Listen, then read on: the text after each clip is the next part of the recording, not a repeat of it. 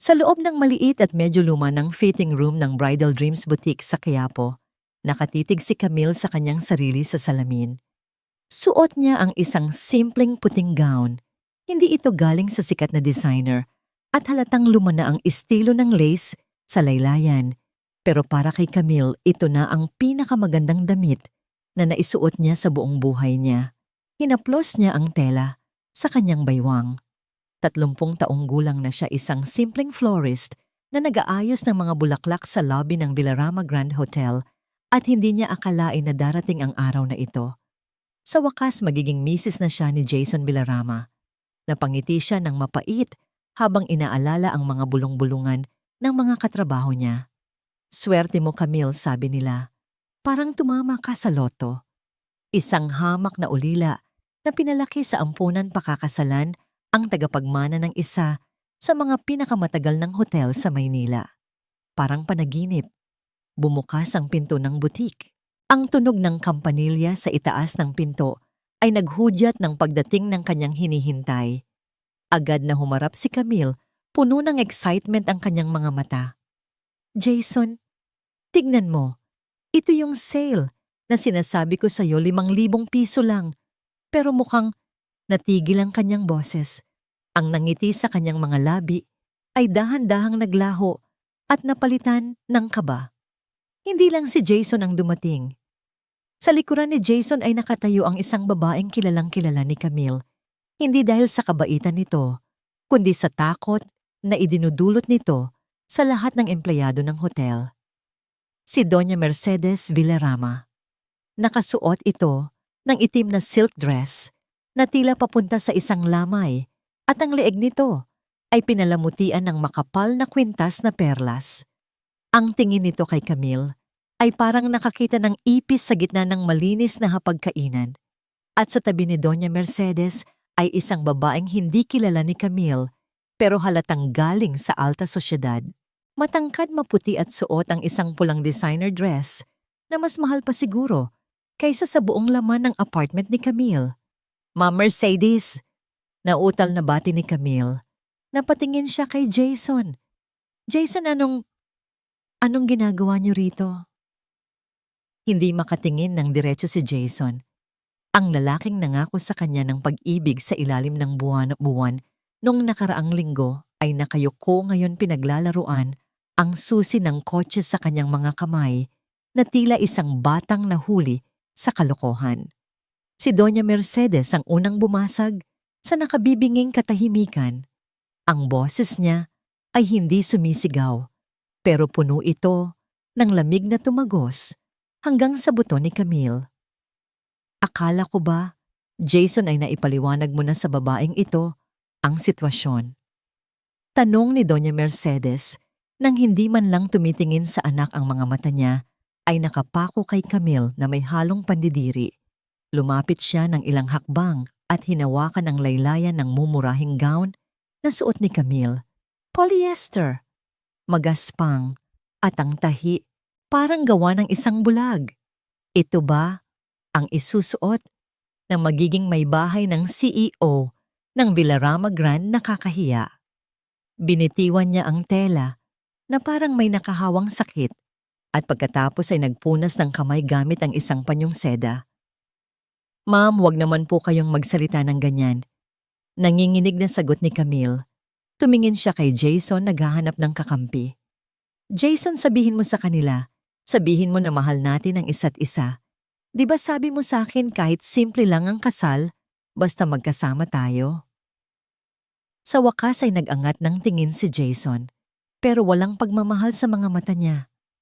Ang naroon lang ay pagod at takot. "I'm sorry, Camille," mahinang sabi ni Jason, halos pabulong. Hindi ko kaya." "Anong hindi mo kaya?" Humakbang palapit si Camille, pero agad siyang hinarangan ng babaeng nakapula, si Vanessa. Tiningnan siya ni Vanessa mula ulo hanggang paa, at isang mapang-uyam na ngiti ang sumilay sa mga labi nito. "My God, Jason, ito ba yon ang florist ng hotel nyo? Kaya pala, amoy pataba at lupa ang buong kwartong ito." Tumawa ng mahina si Vanessa at bumaling kay Camille. Mukhang kailangan mong magising sa katotohanan. Ang Villarama Grand Hotel ay baon sa utang. Hundreds of millions. At ang pamilya ko, ang pamilyang Gozon, ang tanging makakapagligtas sa kanila. Humawak si Vanessa sa braso ni Jason ng mahigpit, parang nagmamarka ng teritoryo. Kaya sa ayaw mo man, o sa gusto ako, ang pakakasalan niya. Ako ang magiging Mrs. Villarama, hindi ikaw na walang ibang maiaambag, kundi mga bulaklak na nalalanta. Parang sinampal si Camille ng katotohanan. Tumingin siya kay Jason nagmamakaawa. Jason, pera lang ba? Ipagpapalit mo ang 3 taon natin para sa pera. Hindi lang ito pera, Camille. Biglang tumaas ang boses ni Jason pero may halong desperasyon. Ito ang legasya ng pamilya ko. Mawawala ang hotel kapag hindi ako nagpakasal kay Vanessa. Wala kang pera, Camille. Wala kang pangalan. Wala kang koneksyon. Anong magagawa ng pagmamahal mo kapag kinuha na ng bangko ang lahat ng ari-arian namin? Napahagulgol si Camille. Ang sakit ay parang pisikal na sumusuntok sa kanyang dibdib. Pero nangako ka. Enough of this drama. Naiinip na, sabi ni Doña Mercedes. Wala na kaming oras para sayakan ng isang hampas lupa. Lumapit muli si Doña Mercedes kay Camille. Sa isang mabilis at marahas na galaw, hinablot niya ang belo na nakapatong sa ulo ni Camille. Isang matunog na rape po ang umaling-awngaw sa tahimik na butik nang mapunit ang manipis at murang tela ng belo. Napasinghap ang tindera na nanonood sa isang sulok pero walang naglakas loob na umawat. Itinapon ni Doña Mercedes ang punit na belo sa maruming sahig at tinapakan ito gamit ang kanyang mamahaling takong. Dinurog niya ang tela sa sahig, iniikot ang takong hanggang sa maging gusot at marumi ang puting lace. Diyan ka nababagay, Camille. Mariing sabi ni Doña Mercedes. Ang mukha niya ay ilang pulgada lang ang layo sa mukha ni Camille. Sa ilalim ng mga paa namin, huwag ka nang mangarap na aangat ka pa. Isa ka lang ulila na pinalaki sa awa ng iba. Wala kang karapatang sumali sa mundo namin. Pagkatapos ay tinalikuran na siya ng matanda. Tayo na, Jason. Vanessa, nasusuka na ako sa lugar na ito. Sumunod si Vanessa. Pero bago lumabas, lumingon muli siya kay Camille at nag-iwan ng huling insulto. Kumuha siya ng 1,000 piso sa kanyang pitaka at hinayaan itong mahulog sa paanan ni Camille sa tabi ng punit na belo. Pambayad sa abala. Nakangising, sabi ni Vanessa. Bili ka ng ice cream pampatahan sa iyak mo. Nanatiling nakatayo si Jason ng ilang segundo. Tumingin siya kay Camille na nanginginig. At umiiyak-yakap ang sarili sa gitna ng silid. May dumaang awa sa kanyang mukha at akmang hahakbang siya pabalik. Pero tinawag siya ng kanyang ina mula sa labas. Jason, ngayon na! Sigaw ni Doña Mercedes. Yumuko si Jason, tinalikuran si Camille at mabilis na lumabas ng pinto. Ang tunog ng kampanilya ng pinto ay hudyat na tapos na ang lahat. Naiwan si Camille na nakatayo suot ang kanyang punit at mumurahing pangarap. Ang mga luha ay walang tigil sa pagtulo, humahalo sa murang makeup, na ngayon ay kumalat na sa kanyang pisngi. Dahan-dahan lumapit ang may-ari ng butik. Ang babae ay mukhang naawa, pero mas nangingibabaw ang pag-aalala sa negosyo. Miss, alanganing tawag ng tindera. Pasensya na pero kailangan mo nang bayaran yung gown at saka yung nasirang belo. Hindi na namin yan mabebenta. Tumingin si Camille sa babae pagkatapos ay sa perang itinapon ni Vanessa sa sahig at sa punit na belo na tinapakan ni Doña Mercedes. Ang sakit na nararamdaman niya ay unti-unting napapalitan ng isang kakaibang lamig. Isang lamig na nanggagaling sa napakalalim na sugat. Pinulot niya ang 1,000 piso. Inabot niya ito sa tindera kasama ang lahat ng natitirang pera. Sa kanyang pitaka ang inipon niya ng 6 na buwan para lang sa damit na ito. Sige po. Bulong ni Camille ang boses ay paos at basag. Aalis na ako. Lumabas siya ng shop.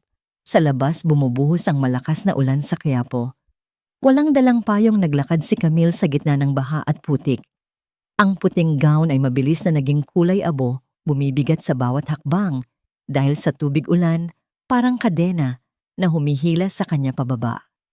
Ang mga tao sa bangketa ay napapatingin sa kanya isang babaeng nakasuot ng basang wedding gown, naglalakad ng mag-isa sa ulan habang umiiyak.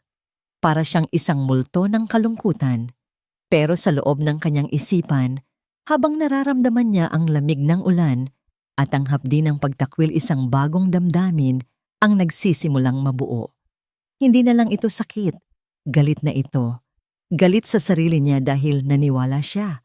Galit kay Jason dahil sa karuwagan nito. At higit sa lahat galit kay Doña Mercedes at Vanessa na tumapak sa kanya na parang insekto. Balang araw bulong niya sa hangin habang niyayakap ang sarili sa ginaw. Balang araw ako naman ang titingin sa inyo mula sa itaas. Wala siyang kamalay-malay na ang balang araw na yon ay mas malapit na kaysa sa inaakala niya. Basang-basa at nanginginig sa ginaw, pumasok si Camille sa kanyang inuupahang kwarto sa sampalok. Ang silid ay maliit amoy amag at halos kasing laki lang ng banyo ng mga Villarama. Ang bubong ay may tagas. At ang tubig ulan ay pumapatak sa isang timba. Sa gitna ng silid, lumilikha ng isang malungkot na ritmo na sumasabay sa pintig ng kanyang sumisikip na dibdib. Isinarado niya ang pinto at sumandal dito, dahan-dahang dumadaos-dos pababa hanggang sa mapaupo siya sa malamig na sahig. Ang bigat ng basang wedding gown ay parang bigat ng mundo sa kanyang mga balikat. Tumingin siya sa paligid.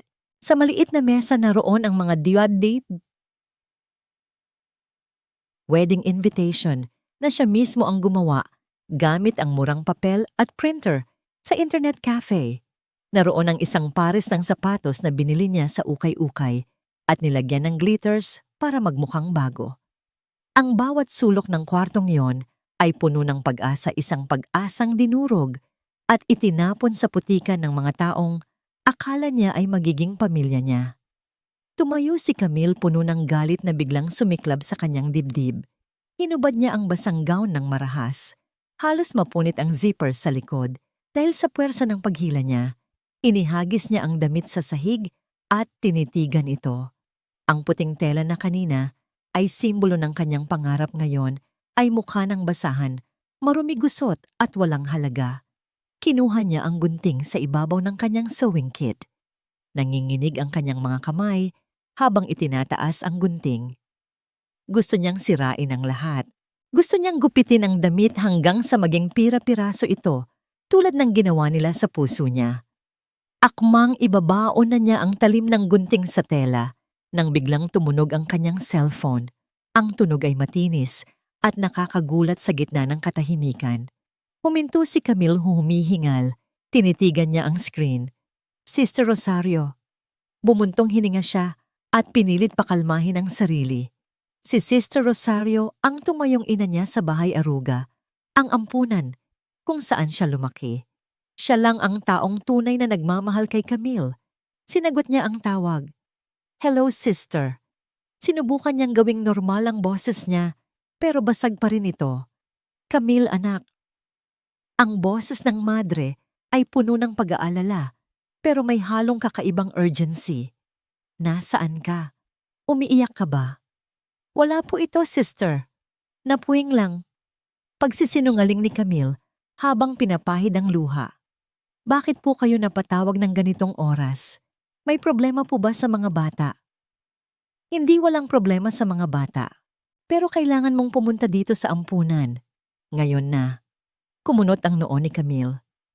Ngayon na po, sister, gabi na. At bumabagyo. Pwede po bang bukas na lang? Hindi makakapaghintay ang bukas, Camille, mariing sabi ni Sister Rosario. May naghihintay sa'yo dito. Isang bisita. Kanina pa siya dito at sinabi niyang hindi siya aalis hanggat hindi ka nakakausap. Tungkol ito sa pamilya mo. Natigilan si Camille. Pamilya. Ang alam niya ay iniwan siya sa pintuan ng simbahan kung sanggol pa siya. Wala siyang pamilya. Iyon ang laging sinasabi sa kanya. Sige po, sister. Papunta na ako. Kahit pagod at wasak ang puso, nagbihis si Camille ng simpleng t-shirt at jeans. Iniwan niya ang wedding gown sa sahig ng kwarto parang isang bangkay ng kanyang nakaraan at lumabas muli sa ulan. Pagdating niya sa bahay aruga, napansin agad ni Camille ang isang kakaibang tanawin. Sa tapat ng luma at kinakalawang na gate ng ampunan, may nakaparadang isang sasakyan na hindi nababagay sa lugar na yon. Isang makintab na itim na Jaguar. Ang makina nito ay umaandar ng tahimik at ang mga bintana ay tinted. Mukha itong isang dayuhan sa gitna ng mga tricycle at jeepney sa kalsada. Pumasok siya sa loob. Ang opisina ni Sister Rosario ay kadalasang amoy floor wax at laging bukas para sa mga bata, pero ngayon ay nakasara ang pinto. Kumatok si Camille at pumasok. Sa loob nakaupo si Sister Rosario sa kanyang lumang silya. Sa tapat naman ng mesa, nakaupo ang isang lalaking may edad na marahil ay nasa 60 anyos. Nakasuot ito ng mamahaling gray suit, itim na kurbata at salaming may gold rim. Ang tindig niya ay tuwid at puno ng awtoridad, pero ang mga mata niya nang dumako kay Camille ay napuno ng halu-halong emosyon, pagkabigla lungkot at paggalang. Nang makita ng lalaki si Camille, mabilis itong tumayo mula sa pagkakaupo. Inayos niya ang kanyang Amerikana at yumuko ng bahagya isang galaw na puno ng respeto na kailanman ay hindi pa nararanasan ni Camille. Magandang gabi, Senyorita Camille. Bati ng lalaki. Ang boses niya ay malalim at formal. Napatingin si Camille kay Sister Rosario na lilito. Sister, sino po siya, May? Nagawa po ba akong mali? Umiling ang madre at tumayo para hawakan ang kamay ni Camille. Ang mga palad ni Sister Rosario ay mainit kabaligtaran ng nilalamig na mga kamay ni Camille. Wala kang ginawang mali, anak. Ito si Attorney Jose Andres. Galing pa siya sa Singapore. Siya ang personal na abogado ng iyong lola.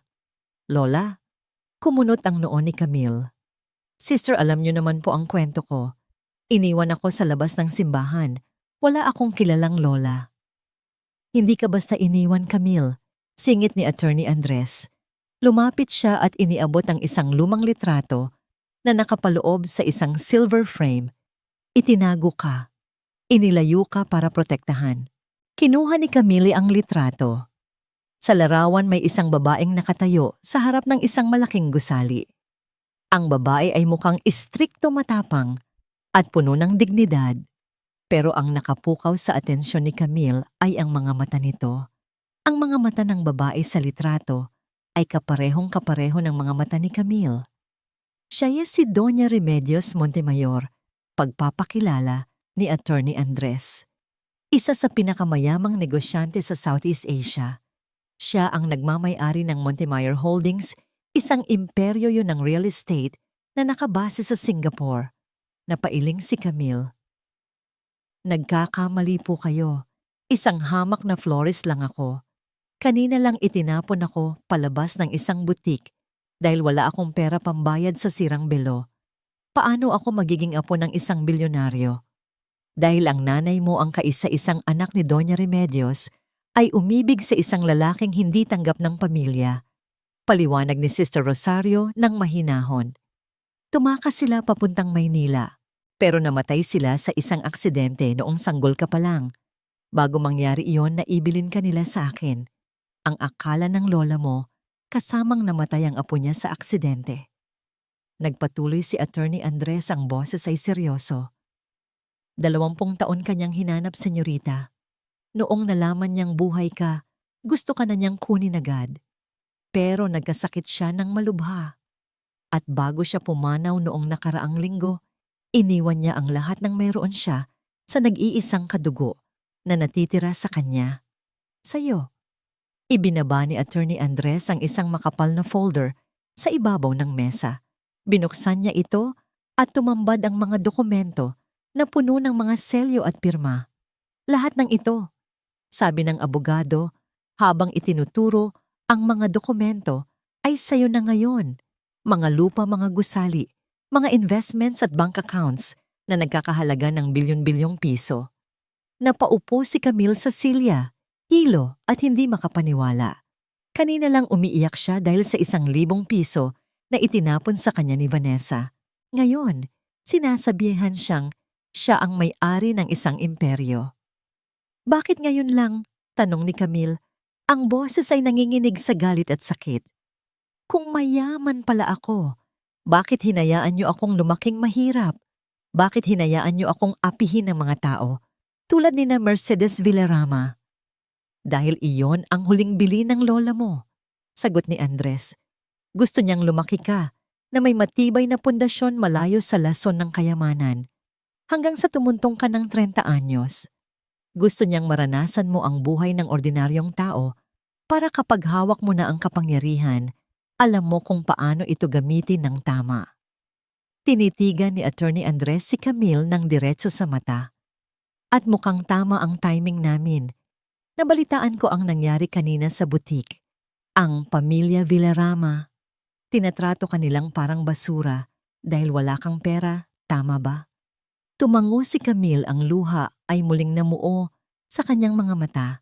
Isang manipis na ngiti ang sumilay sa labi ng abogado. Binuklat niya ang isa pang pahina ng dokumento. Kung gayon magugustuhan mo ito, senyorita. Kasama sa mga ari-arian na minana mo ay ang lupang kinatatayuan ng Villarama Grand Hotel. Ang kontrata ng pag-upa nila sa lupa ay magtatapos na sa susunod na buwan. Natigilan si Camille.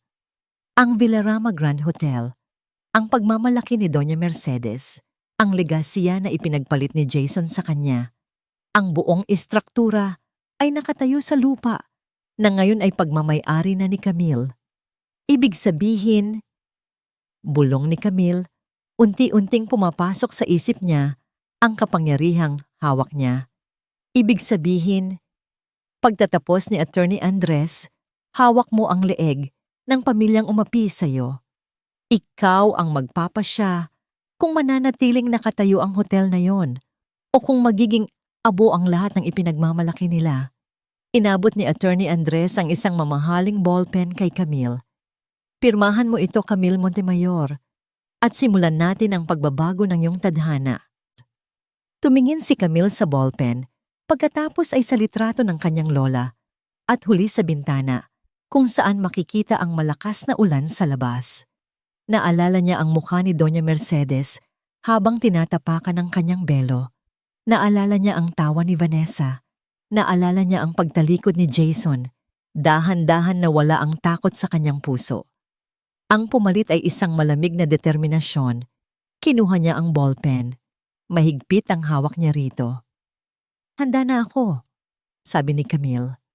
At sa pagdampi ng tinta sa papel, namatay si Camille na florist at isinilang si Camille Montemayor, ang babaeng wawasak sa mundo ng mga Villarama. Ang tunog ng ballpen na dumadaos-dos sa papel ay tila napakalakas sa loob ng tahimik na opisina.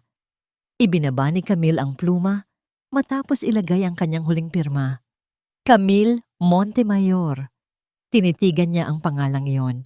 Ilang oras pa lang ang nakalilipas, isa lamang siyang hamak na Camille, ang florist na walang apelyido, walang pamilya at walang halaga sa mata ng lipunan. Ngayon, sa isang pirma lang, nabago ang ikot ng kanyang mundo. Kinuha ni Attorney Andres ang dokumento at maingat itong inilagay sa loob ng kanyang briefcase. Tumingin siya kay Camille nang may paghanga. Tapos na, sabi ng abogado. Legal na ngayon ang lahat. Ikaw na ang nagmamay-ari ng Montemayor Holdings. Hindi ko pa rin maramdaman, mahinang sabi ni Camille. Tumingin siya sa kanyang mga kamay, ang mga kamay na puno ng maliliit na sugat at gasgas dahil sa pag-aayos ng mga bulaklak na may tinik.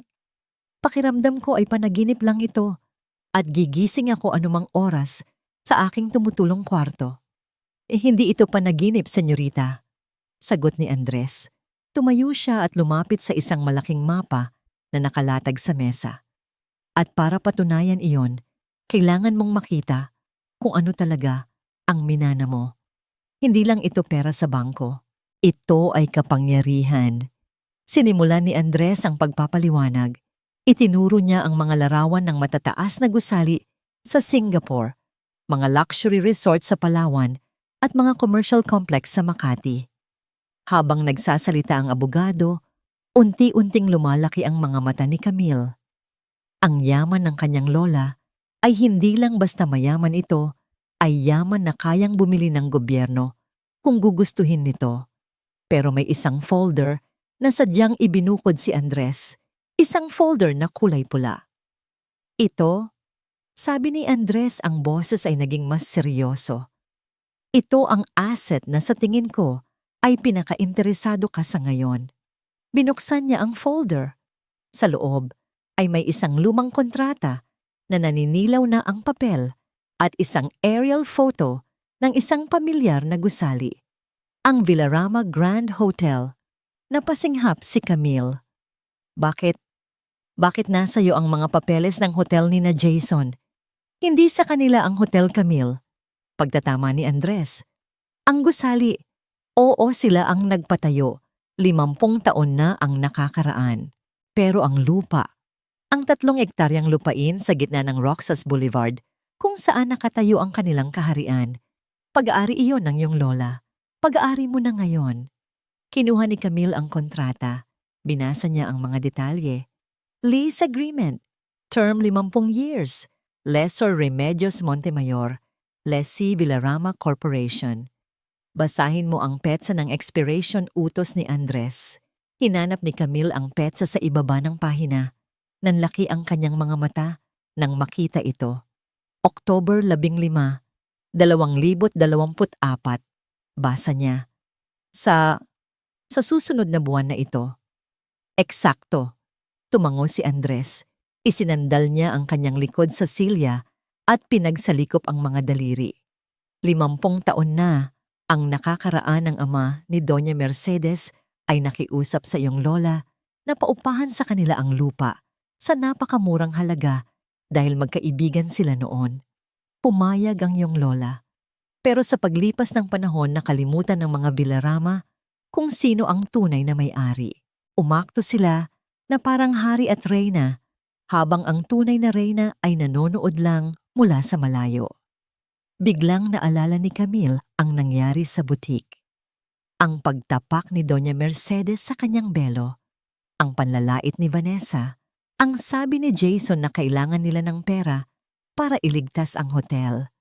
Kaya pala, bulong ni Camille, ang mga piraso ng puzzle ay unti-unting nabubuo sa kanyang isipan.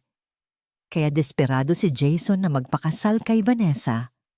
Kailangan nila ng pera para i-renew ang kontrata. Hindi lang renewal, paliwanag ni Andres. Ayon sa aking intel, ang Villarama Grand ay baon sa utang.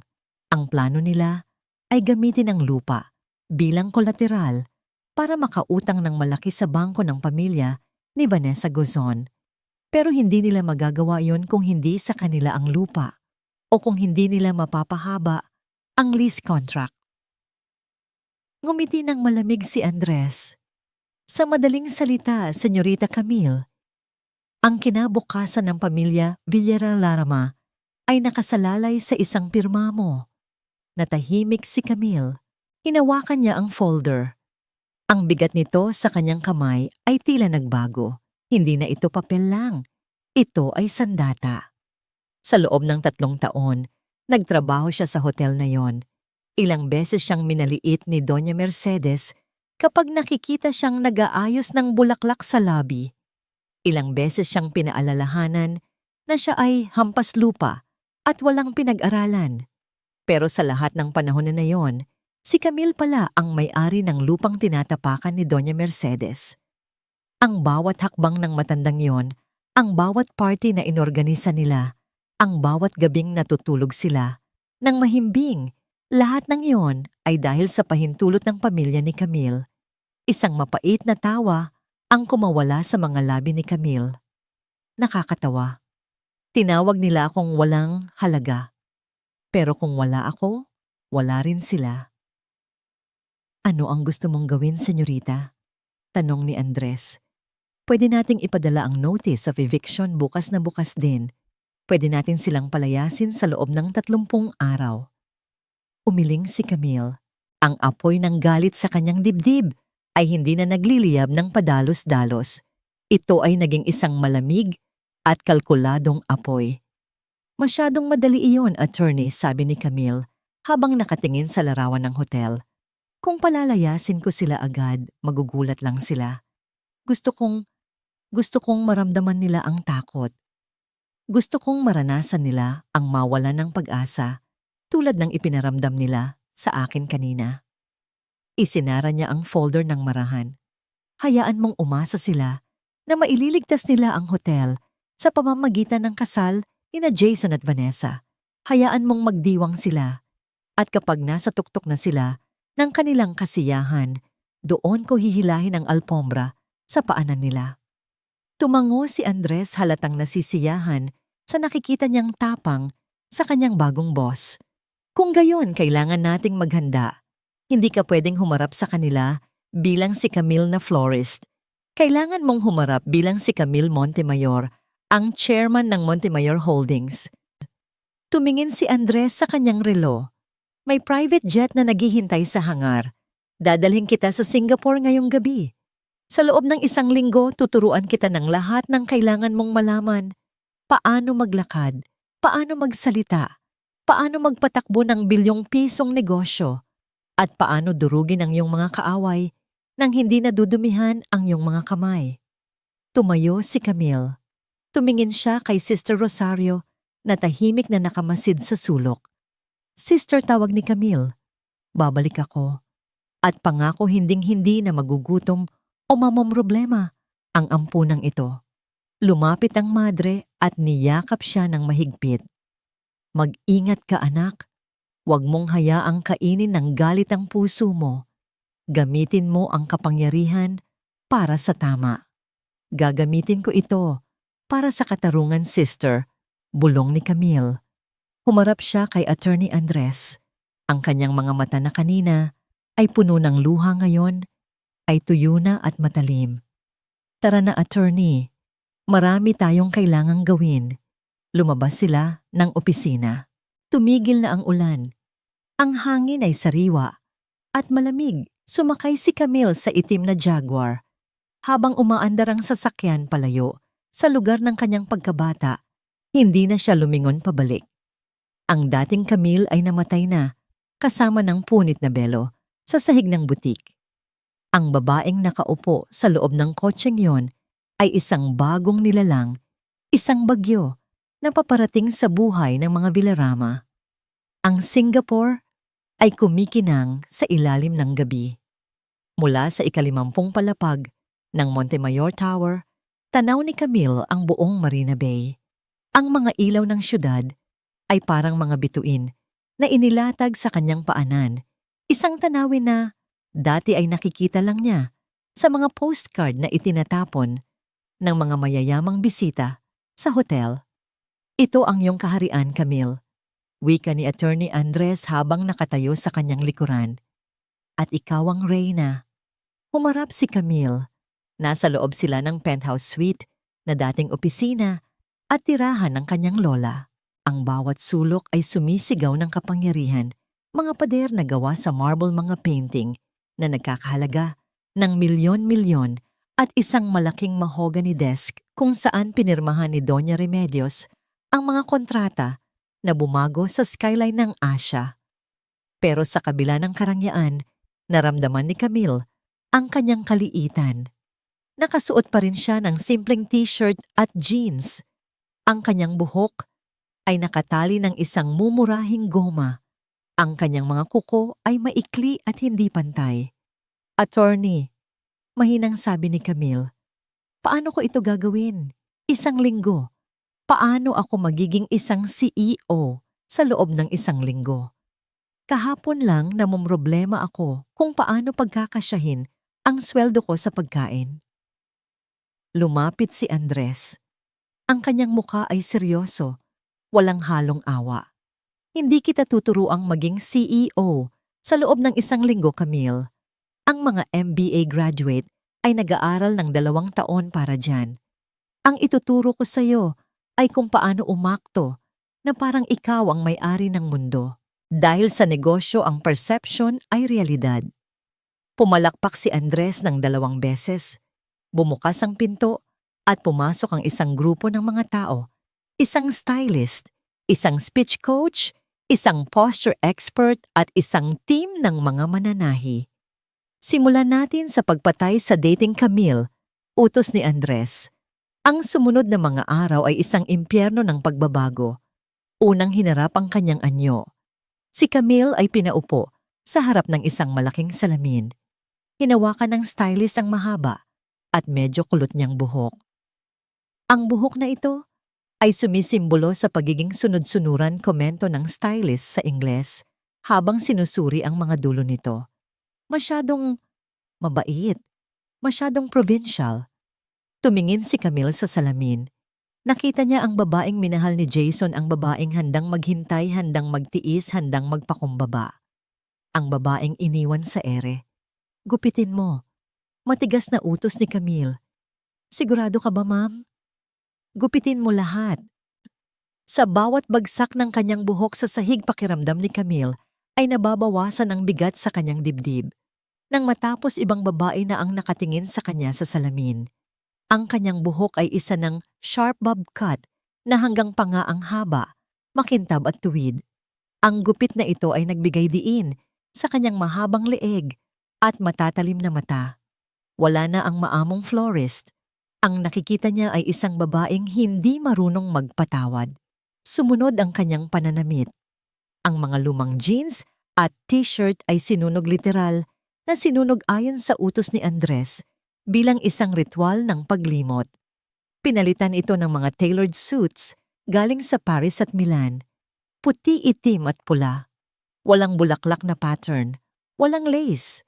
Puro matutulis na linya at mamahaling tela na yumayakap sa kanyang katawan ng may awtoridad. Pero ang pinakamahirap na bahagi ay ang pagsasanay sa pag-uugali. Ulitin mo. Sigaw ni Andres habang naglalakad si Camille sa gitna ng kwarto gamit ang 6 na pulgadang takong. Sorry po, attorney, natapilok ako. Stop! Mabilis na lumapit si Andres at hinawakan si Camille sa balikat para itama ang tindig nito. Iyan ang problema. Sorry po, opo. Pasensya na po. Tigilan mo ang paghingi ng tawad. Camille. Ang isang Montemayor ay hindi humihingi ng tawad sa pag-okupa ng espasyo. Kapag pumasok ka sa kwarto, dapat maramdaman ng lahat na ikaw ang may-ari ng hangin na hinihinga nila. Pinulot ni Camille ang folder na nahulog niya. Huminga siya ng malalim. Ang sakit ng kanyang mga paa ay tumutusok, pero ang alaala ng mukha ni Vanessa na tumatawa ay mas masakit. Tumayo siya ng tuwid. Tinaas ang noo. Ulitin natin. Sabi ni Camille, ang boses ay mas matatag ngayon. Hindi na siya gumamit ng po. Sa ikatlong araw, tinuruan siya kung paano basahin ang mga kahinaan ng kalaban. Inilatag ni Andres ang financial report ng Villarama Corporation sa mesa. Hanapin mo ang leeg nila. Hamon ni Andres. Sinuri ni Camille ang mga numero. Dati ang mga numerong ito ay parang ibang lengguwahe sa kanya. Pero matapos ang walang tulog na pag-aaral, kasama ang mga financial analyst ng lola niya, nagsisimula na niyang makita ang pattern. Dito, turo ni Camille sa isang linya sa page 15. Ang debt-to-equity ratio nila ay mapanganib. At dito, itinuro niya ang isa pang dokumento. Ang bangko ng mga Gozon, ang pamilya ni Vanessa ay nagbigay ng conditional loan approval. Ang kondisyon ay ang renewal ng lease contract sa lupa natin. Napangiti si Andres. Tama. At ano ang ibig sabihin niyan? Tumingin si Camille sa abogado. Isang malamig na ngiti ang sumilay sa kanyang mga labi na ngayon ay kulay pula. Ibig sabihin, ang kasal ni Jason at Vanessa ay hindi tungkol sa pag-ibig. Ito ay isang business merger. Ang dote ni Vanessa ay ang pautang ng bangko. At ang ambag ni Jason ay ang lupa. Ang lupa na hindi naman sa kanya. At ano ang gagawin mo? Hahayaan ko silang maniwala na hawak nila ang mundo. Sagot ni Camille habang isinasara ang folder ng marahan. At sa sandaling pirmahan nila ang kontrata ng kasal, wawasakin ko ang pundasyon nila. Dumating ang huling gabi ng kanyang pagsasanay. Nakatayo si Camille sa harap ng floor-to-ceiling na salamin ng penthouse. Suot niya ang isang all-white tuxedo suit na gawa ni Yves Saint Laurent. Ang kanyang bagong gupit na buhok ay perpektong nakaayos. Sa kanyang leeg, suot niya ang isang simpleng kwintas na may pendant na diamante, ang tanging alahas na ipinamana ng kanyang lola. Wala na ang bakas ng Camille na nag-aayos ng bulaklak. Wala na ang Camille na yumuyuko kapag dumadaan si Doña Mercedes. Pumasok si Attorney Andres. May dala itong isang baso ng wine. Handa na ang private jet, Madam Chairman. Sabi ni Andres, ang flight natin pabalik ng Maynila ay sa loob ng 2 oras. Nandoon na ang imbitasyon para sa ika-50 anniversary gala ng Villarama Grand bukas ng gabi. Kinuha ni Camille ang baso ng wine. Tinitigan niya ang mapulang likido. Naalala niya kung paano siya minsan natapunan ng wine ng isang lasing na guest sa hotel at kung paano siya pinagalitan ng manager kahit hindi niya kasalanan. Alam ba nila na darating ako? Tanong ni Camille. Alam nilang darating ang bagong chairman ng Montemayor Holdings, pero hindi nila alam kung sino siya. Inakala nila na isang matandang business tycoon mula Singapore ang kakaharapin nila. Humakbang si Camille palapit sa bintana. Sa malayo lampas ng dagat, naghihintay ang Maynila. Naghihintay si Jason, naghihintay si Vanessa, naghihintay ang pamilyang dumurog sa kanya. Attorney, sabi ni Camille, ang boses ay mababa, pero puno ng kapangyarihan. Ihanda mo ang termination of lease notice. Gusto ko itong hawak kapag pumasok ako sa ballroom bukas. Masusunod. Itinaas ni Camille ang baso. Para kay Lola Remedios at para sa lahat ng babaeng sinabihan na hindi sila sapat. Ininom niya ang alak ng walang pag-aalinlangan. Ang lasa ay matapang at mapait. Parang ang paghihiganti na malapit na niyang ihain. Humarap siya sa pinto at naglakad palabas. Ang tunog ng kanyang takong sa marmol na sahig ay parang tunog ng paparating na digmaan. Ang metamorphosis ay tapos na.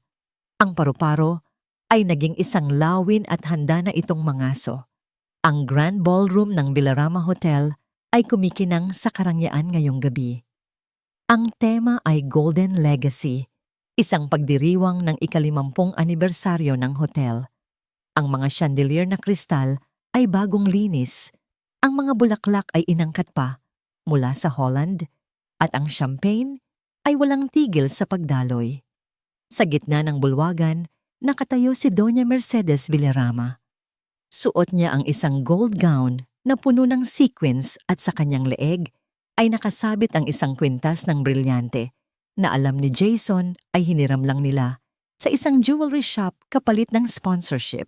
Ngumiti ka naman, Jason, bulong ni Doña Mercedes sa kanyang anak habang kumakaway sa mga bisita. Nandito ang mga investors. Kailangan nilang makita na matatag ang pamilya natin. Si Jason na nakasuot ng itim na tuxedo ay mukhang balisa. Panay ang tingin niya sa pintuan. Masigurado ba tayong dadating ang representative ng Montemayor Holdings? Kung hindi natin ma-renew ang lease ngayong gabi, mawawalan ng saysay ang lahat ng ito. Darating siya. Singit ni Vanessa na biglang sumulpot sa kanilang tabi. Yakap nito ang braso ni Jason ng mahigpit. Sinabi ng daddy ko na darating ang bagong chairman. Siguro ay isang matandang Singaporean na madaling kausapin. Isang ngiti ko lang doon pipirma na yon. Tumawa si Vanessa puno ng kumpiyansa. Wala silang kamalay-malay na ang kanilang hinihintay ay wala sa loob ng eroplano mula Singapore, kundi nasa labas na ng kanilang pintuan. Sa labas ng hotel, bumagal ang trapiko sa driveway. Ang mga valet parking attendant ay naging alerto nang makita ang isang convoy na paparating.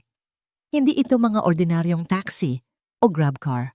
Ito ay tatlong magkakasunod na itim na Cadillac Escalade, mga sasakyang sumisigaw ng kapangyarihan at seguridad. Huminto ang convoy sa tapat mismo ng red carpet.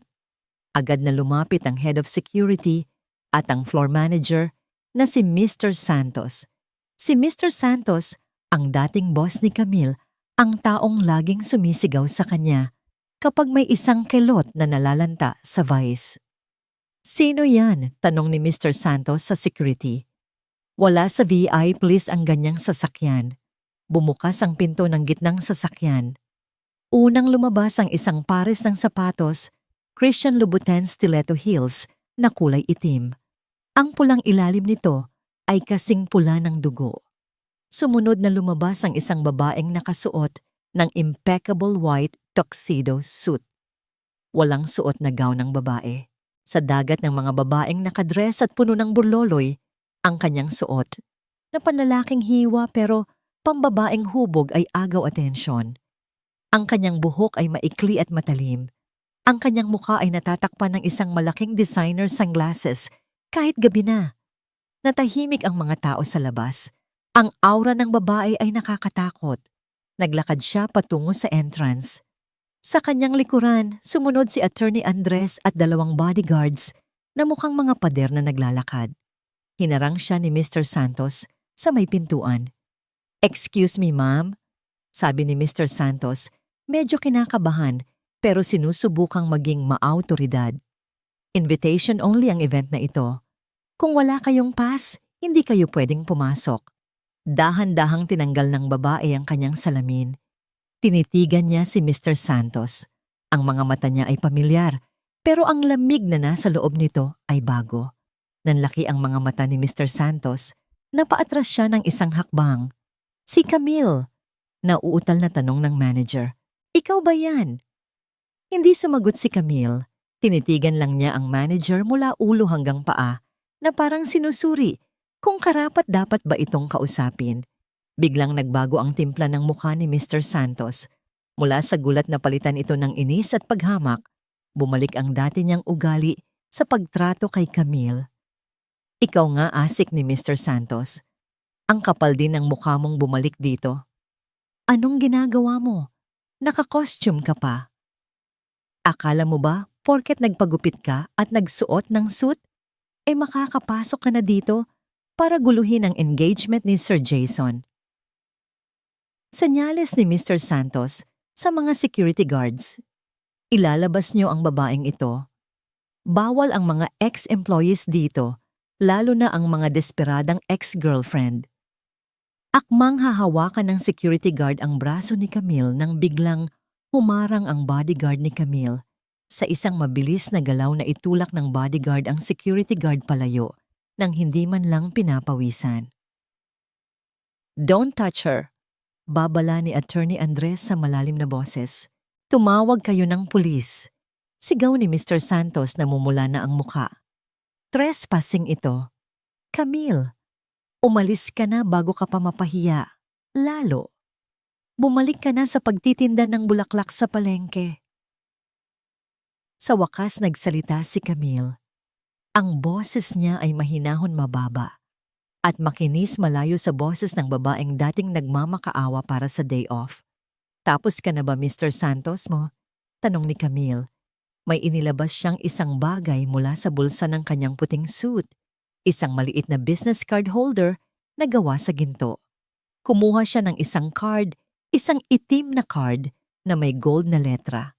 Sa halip na iabot ito, nang maayos binitiwan ni Camille ang card at hinayaan itong mahulog sa paanan ni Mr. Santos. "Pulutin mo," utos ni Camille. "Ano?" Sabi ko. "Pulutin mo at basahin mo ulit," ni Camille. Hindi siya sumigaw pero ang tono niya ay parang latigo. Dahil sa takot sa mga bodyguard na nakapaligid, dahan-dahang yumuko si Mr. Santos. Nanginginig ang kanyang mga kamay habang pinupulot ang card sa red carpet. Binasa niya ang nakasulat, "Camille Montemayor Chairman at CEO, Montemayor Holdings at Real Estate Corporation." Ang dugo sa mukha ni Mr. Santos ay biglang nawala. Namutla siya na parang papel. Montemayor Holdings, ang kumpanyang may-ari ng lupa. Ang kumpanyang hinihintay ni na Doña Mercedes. Tumingala si Mr. Santos kay Camille. Ang kanyang mga tuhod ay nagsimulang manginig. Ma'am, Chairman, halos hindi lumabas ang boses sa kanyang lalamunan. Kayo po ang representative. Hindi ako representative, Mr. Santos. Pagtatama ni Camille habang muling isinusuot ang kanyang salamin. Ako ang may-ari. Ang hotel na ito, ang lupang tinatapakan mo, at ang trabaho mo, lahat yan ay nasa palad ko. Lumapit si Camille sa mukha ng manager at bumulong. At ayaw ko ng basurang nakaharang sa daanan ko. Tabi. Parang naging estatwa si Mr. Santos. Mabilis siyang gumilid yumuko ng sagad hanggang sahig at halos hindi makahinga sa takot. Buksan ang pinto. Utos ni Camille sa mga doorman na nakangangarin sa nasaksihan. Dahan-dahang bumukas ang malalaking pinto ng Grand Ballroom. Mula sa loob sumabog ang musika ng orkestra at ang ingay ng kasiyahan. Ang hangin ay amoy mamahaling pabango at pagkain. Huminga ng malalim si Camille. Sa likod ng pintong yon, naroon ang mga taong sumira sa kanya. Pero sa pagkakataong ito, hindi siya papasok para magsilbi. Papasok siya para maningil. Naglakad siya papasok, ang kanyang puting suit ay tila isang liwanag na humahati sa dilim. Ang bagyo ay tuluyan ng nakapasok. Para bang may dumaang anghel na naging sanhi ng biglaang pagtahimik ng buong Grand Ballroom. Napatigil ang orkestra sa pagtugtog. Ang mga tawanan at kwentuhan ay unti-unting namatay hanggang sa ang tanging naririnig na lang ay ang tunog ng takong ni Camille na tumatama sa marmol na sahig. Naglakad siya sa gitna ng red carpet na humahati sa bulwagan. Ang kanyang puting tuxedo suit ay tila nagniningning sa ilalim ng mga chandelier, isang matapang na kontraste sa dagat ng mga makukulay at kumikinang na gown ng mga bisita. Ang bawat hakbang niya ay puno ng kumpiyansa, ang kanyang baba ay nakataas at ang kanyang mga mata sa likod ng dark glasses ay nakapako sa entablado. Sa gitna ng entablado, napatigil si Jason sa kanyang speech. Ang hawak niyang mikropono ay muntik nang mahulog. Tinitigan niya ang babaeng papalapit, ang buhok ay maikli at moderno, ang tindig ay aristokratiko. Pero ang mukha ay ang babaeng iniwan niya sa ulan. Si Camille. Bulong ni Jason sapat lang para marinig ni Vanessa na nasa tabi niya. Nanlaki ang mga mata ni Doña Mercedes. Paano nakapasok ang babaeng yan dito? Asik niya sa mahinang boses, pero halata ang galit. Nasaan ang seguridad? Huminto si Camille sa gitna ng dance floor. Ilang metro ang layo mula sa pamilya Villarama. Dahan-dahan niyang tinanggal ang kanyang salamin at ibinigay ito kay Attorney Andres na nasa likuran niya. Tumingin siya sa paligid. Nakita niya ang mga dating katrabaho na waiter at waitress na nakanganga sa gilid. Nakita niya ang mga mayayamang kaibigan ni Vanessa na nagbubulungan. Bumaba si Vanessa mula sa entablado. Ang kanyang mukha ay namumula sa galit. Hawak niya ang isang kopita na puno ng red wine. Ang pulang gown niya ay humahawi sa hangin habang mabilis siyang lumalapit kay Camille. Ang kapal din ng mukha mo. Bungad ni Vanessa, ang boses ay matinis at puno ng lason. Talagang sinundan mo pa kami dito. Ano to, Camille? Isang desperadong eksena para bawiin si Jason. Tumawa si Vanessa ng mapakla at humarap sa mga bisita. Ladies and gentlemen, pasensya na sa abala. Ito lang naman ang dating florist ng hotel na tinanggal sa trabaho. Mukhang nabaliw na siya dahil sa pagkasawi at nagsuot ng costume para magpapansin. Nagtawanan ng ilang bisita, lalo na ang mga kaibigan ni Vanessa. Nanatiling tahimik si Camille. Wala siyang mababakas na emosyon sa mukha. Tinitigan lang niya si Vanessa na parang isang guro na nanonood sa isang batang nag-aalboroto. Umalis ka na. Utos ni Vanessa, lumapit palalo. Bago pa kita ipakaladkad sa mga aso sa labas, hindi ka nababagay dito. Amoy lupa ka pa rin kahit anong suot mo. Tapos ka na? Tanong ni Camille. Ang boses niya ay kalmado malamig at walang bahid ng takot. Nainis si Vanessa sa kawalan ng reaksyon ni Camille. Gusto niyang makita itong umiyak magmakaawa o sumigaw. Ang katahimikan ni Camille ay isang insulto sa kanyang ego. Huwag mo akong sagutin ng ganyan, sigaw ni Vanessa. Sa sobrang inis, itinaas ni Vanessa ang hawak niyang baso ng wine. Sa isang mabilis na galaw, ibinato niya ang laman nito patungo sa mukha ni Camille. Inaasahan ng lahat na sisigaw si Camille o matatakpan ng pulang mantsa ang kanyang puting suit. Pero hindi yun nangyari. Dahil sa kanyang pagsasanay sa Singapore at dahil na rin sa pagbabasa niya sa galaw ng katawan ni Vanessa, nakaiwas si Camille. Isang simpleng hakbang pakanan, isang eleganteng paglihis ng katawan, at ang red wine ay tumapon sa sahig at sa laylayan ng gown ng isang ginang na nasa likod ni Camille. Napasinghap ang mga tao. Nakatayo pa rin si Camille malinis puti at walang bahid. Tiningnan niya ang wine na tumapon sa sahig pagkatapos ay tumingin kay Vanessa. Nagulat na gulat dahil nagmintis siya. Sayang ang wine, sabi ni Camille. Vintage 1990 pa naman yan. Pero mukhang lasing ka na, Vanessa. Kailangan mo nang mahimasmasan. Mabilis na kumuha si Camille ng isang baso ng tubig mula sa tray ng waiter na nasa kanyang tabi. Bago pa makakilos si Vanessa, isinaboy ni Camille ang tubig sa mukha nito. Hindi ito marahas na pagbuhos, ito ay kalkulado direkta at puno ng diin. Basang-basa ang mukha ni Vanessa. Tumulo ang tubig sa kanyang mamahaling makeup, nasira ang kanyang pekeng pilikmata, at bumagsak sa kanyang pulang gown. Tili ni Vanessa na pahawak sa mukha. You bitch, sinira mo ang makeup ko? Akmang susugod si Vanessa para saktan si Camille, pero mabilis na humarang ang dalawang bodyguard ni Camille. Hinarang nila si Vanessa gamit ang kanilang malalaking katawan nang hindi ito hinahawakan sapat lang para mapaatras ito. Bumaba na rin si Jason at Doña Mercedes mula sa entablado. Ano sa tingin mo ang ginagawa mo? Sigaw ni Doña Mercedes, nanginginig ang mga kamay. Pumasok ka sa hotel ko ng gulo sa party ko at sinakta ng magiging manugang ko, ipapapulis kita. Hotel mo? Tanong ni Camille. Isang maliit na ngiti ang sumilay sa kanyang labi. Humarap siya kay Attorney Andres at tumango. Lumapit si Attorney Andres sa gitna bitbit ang isang mikropono na inagaw niya mula sa MC. Magandang gabi sa inyong lahat. Boses ni Andres na umalingaw-ngaw sa buong ballroom. Humihingi kami ng paumanhin sa kaunting gulo, ngunit nais kong itama ang isang pagkakamali. Itinuro ni Andres si Camille. Ang babaeng nasa harapan ninyo ay hindi isang gate crasher. Siya ang aming panauhing pandangal na hinihintay ninyo kanina pa. Natahimik si Doña Mercedes. Kumunot ang noo ni Jason. Ipinapakilala ko sa inyo. Pagpapatuloy ni Andres ang kaisa-isang tagapagmana ni Doña Remedios Montemayor, ang bagong chairman at CEO ng Montemayor Holdings, at ang tunay na may-ari ng lupang kinatatayuan ng hotel na ito, Miss Camille Montemayor. Parang may bombang sumabog sa loob ng ballroom. Ang mga bulungan ay naging ingay ng gulat. Montemayor, ang may-ari ng lupa. Si Camille namutla si Doña Mercedes. Napahawak siya sa dibdib, tila nawalan ng hangin.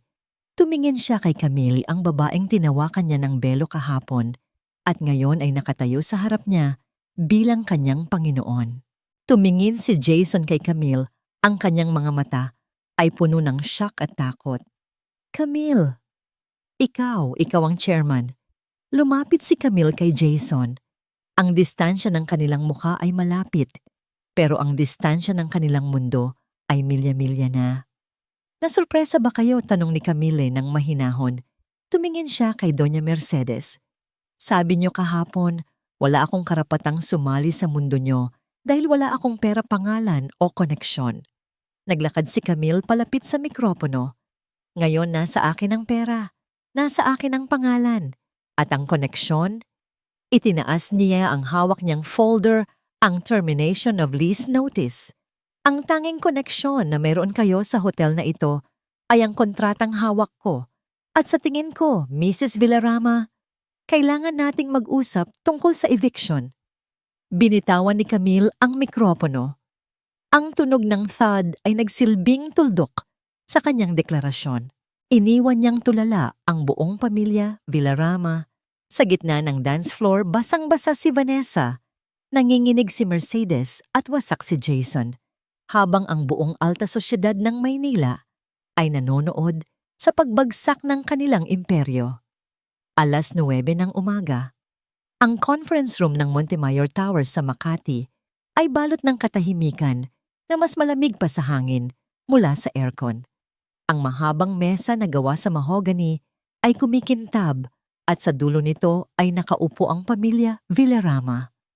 Ibang-iba ang itsura nila ngayon kumpara noong nakaraang gabi. Si Doña Mercedes na laging puno ng yabang ay mukhang tumanda ng 10 taon. Ang kanyang mga mata ay namamagahalatang hindi nakatulog. Si Jason ay nakayuko, ang kanyang kurbata ay maluwag at ang kanyang mga daliri ay hindi mapakali sa paglalaro sa isang ballpen. Si Vanessa naman ay wala roon matapos ang insidente ng pagbuhos ng tubig. Nagkulong ito sa kanyang kwarto at tumangging humarap sa kahihiyan. Bumukas ang malaking pinto. Pumasok si Camille. Suot niya ang isang midnight blue business suit. Ang kanyang mukha ay walang emosyon, parang isang maskara ng yelo. Sa kanyang likuran ay si Attorney Andres at 2 pang financial auditors. Hindi siya bumati. Dire-diretso siyang naglakad patungo sa kabisera ng mesa. Ang pwesto na dapat ay para sa pinakamataas na opisyal. Maupo kayo, utos ni Camille. Kahit nakaupo na sila, ito ay paraan niya para ipaalala kung sino ang nagbibigay ng utos. Camille, basag ni Jason sa katahimikan. Ang boses niya ay paos. Pwede ba tayong mag-usap ng tayo lang? Please, wag na nating idamay ang mga abogado. Tiningnan siya ni Camille ng diretso. Wala tayong dapat pag-usapan na hindi tungkol sa negosyo, Mr. Villarama. At sa negosyo kailangan ng abogado. Huwag kang masyadong mayabang, hija. Singit ni Doña Mercedes. Pinilit ng matanda na ituwid ang kanyang likod at ibalik ang kanyang dating awtoridad. Maaaring ikaw na ang chairman ng Montemayor Holdings, pero bata ka pa. Wala kang alam sa pagpapatakbo ng kumpanya. At huwag mong kalilimutan ang Villarama Grand Hotel ay institusyon. Hindi mo kami pwedeng basta-basta takutin. Isang manipis na ngiti ang sumilay sa labi ni Camille. Attorney Andres?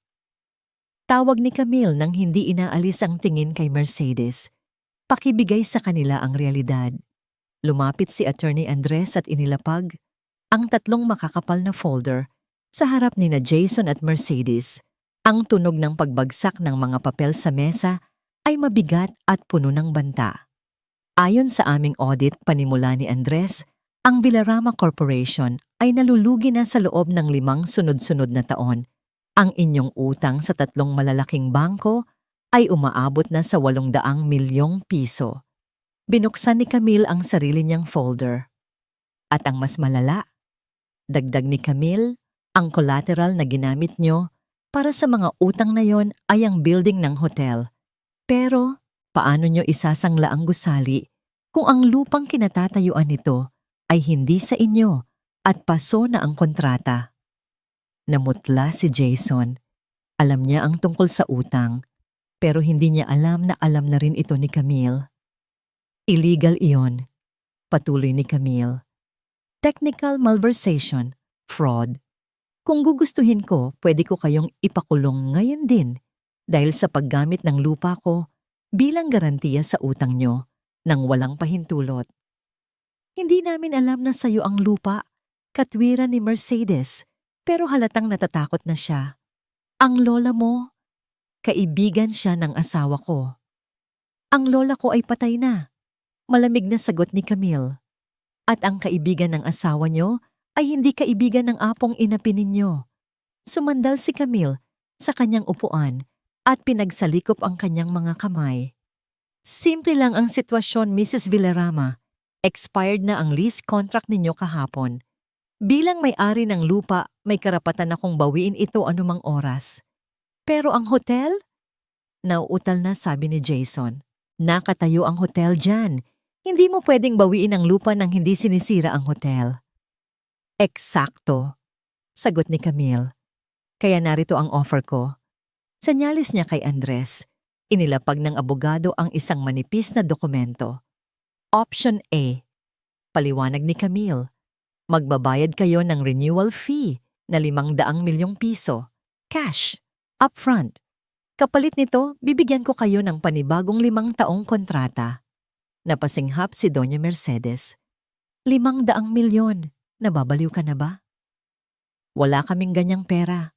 Alam mong baon kami sa utang. Kung gayon, nagkibit balikat si Camille. Option B. I-vacate ninyo ang property sa loob ng 30 araw. Kukunin ko ang lupa. At dahil ang building ay nakakabit sa lupa, magiging pag-aari ko na rin ito bilang kabayaran sa mga taon na hindi nyo binayaran ng tamang renta. Papatayin mo kami.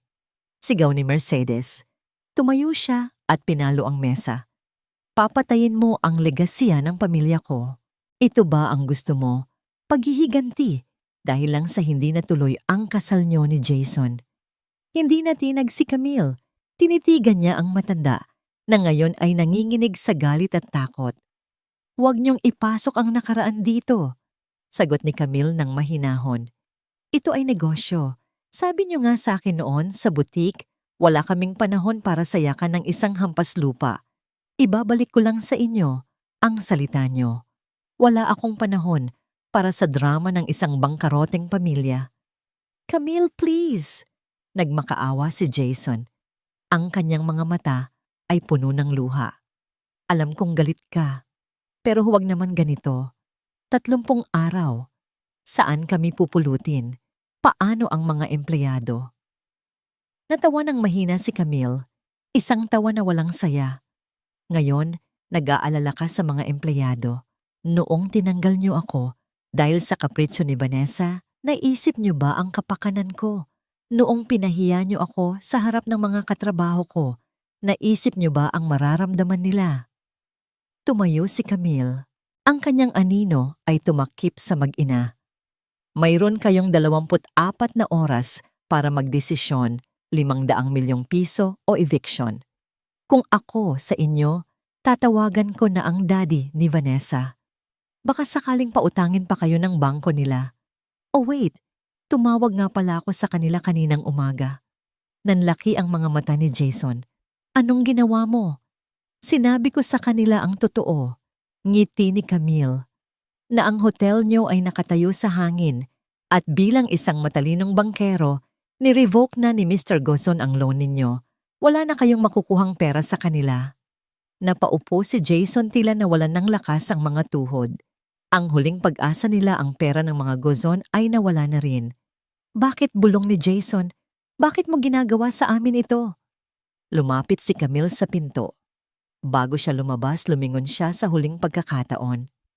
Dahil tinuruan niyo ako, Jason.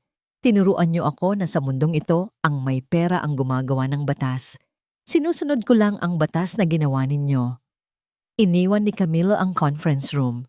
Sa kanyang likuran, narinig niya ang paghagulgol ni Doña Mercedes at ang mabigat na katahimikan ng pagsuko ni Jason. Sa labas ng pinto, huminga ng malalim si Camille. Nanginginig ang kanyang mga kamay, hindi dahil sa takot, kundi dahil sa adrenaline. Masakit makita ang taong minahal niya, nawasak na wasak. Pero mas masakit ang alalahanin ang batang Camille na umiiyak sa ulan. Ayos lang po ba kayo, ma'am? Tanong ni Andres. Inayos ni Camille ang kanyang coat. Pinatigas muli ang kanyang ekspresyon. Ayos lang ako, attorney. Simulan mo nang i-draft ang takeover agreement. Alam kong hindi sila makakabayad. Sa loob ng 30 araw akin na ang hotel na yon. Bumagsak ang isang maleta sa sahig ng master bedroom ng mansyon ng mga Villarama. Nakatayo si Jason sa may pintuan, gulo-gulo ang buhok at nanlalaki ang mga mata habang pinapanood si Vanessa na mabilis na naghahagis ng mga damit sa loob ng Louis Vuitton na maleta. Vanessa, anong ginagawa mo? Tanong ni Jason, ang boses ay puno ng takot. Saan ka pupunta?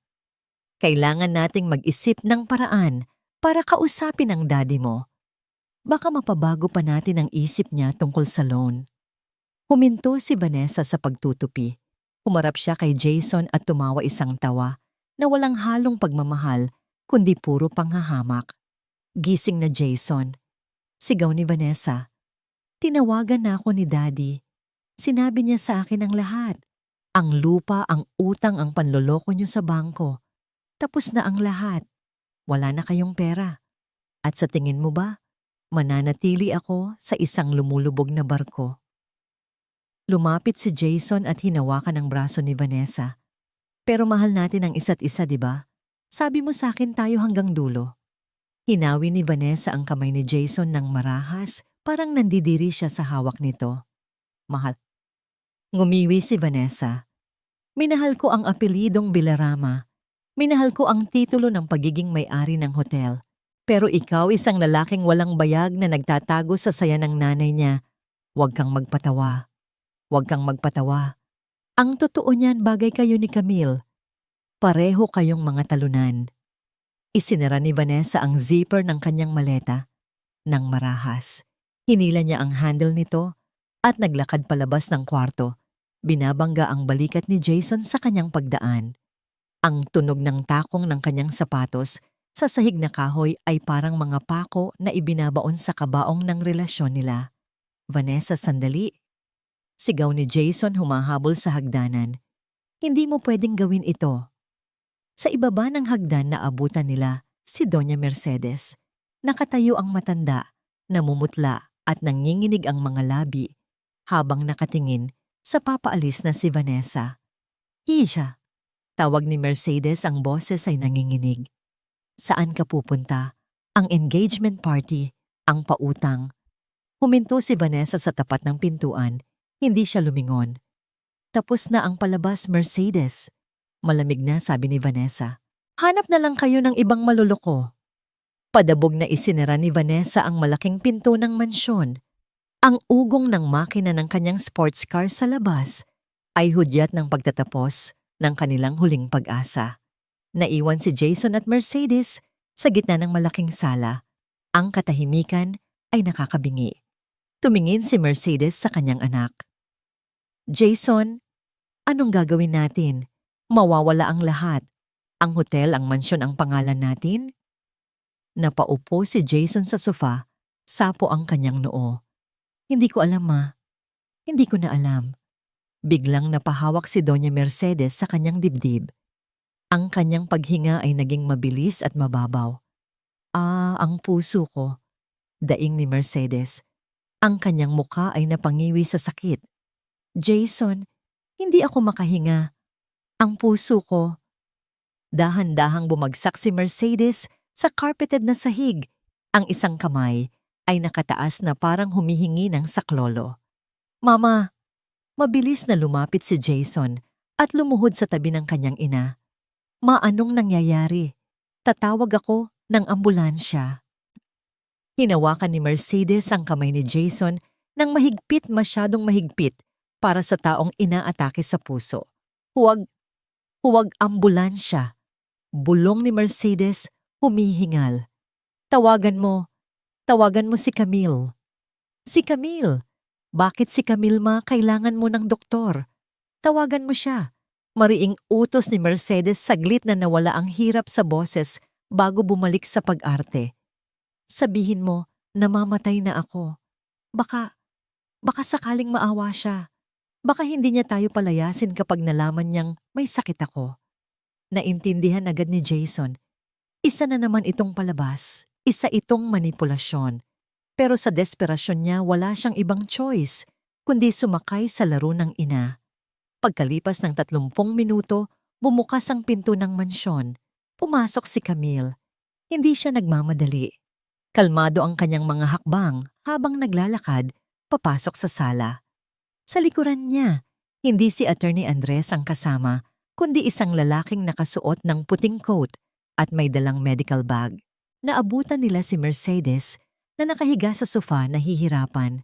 Huminga habang si Jason ay nagpapaypay sa tabi nito. Camille! Salubong ni Jason pilit na ginagawang malungkot ang boses. Buti dumating ka. Si Mama. Inatake siya nung nalaman niyang paalisin mo na kami. Sabi niya, bago daw siya mawala, gusto kanyang makausap. Tiningnan lang ni Camille si Jason ng blangko. Pagkatapos ay bumaling siya sa matandang nakapikit sa sofa. Dr. Reyes, no? Tawag ni Camille sa kasama niya. Pakitingnan nga ang pasyente. Siya ang head ng cardiology sa medical center. Mas magaling siya kaysa sa sinumang doktor na tatawagan niyo. Lumapit si Dr. Reyes kay Mercedes. Inilabas niya ang kanyang stethoscope at blood pressure monitor.